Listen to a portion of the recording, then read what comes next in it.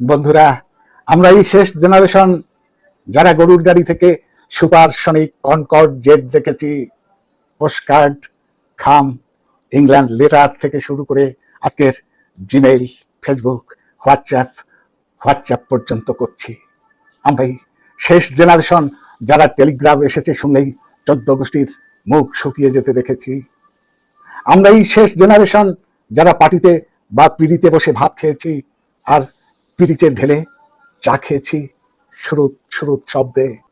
আমরা এই শেষ জেনারেশন যারা fan, AC, heater, fridge, gas, মাইক্রোওভেনের অবস্থার সুখ ছাড়াই ছোটবেলা কাটিয়েছি।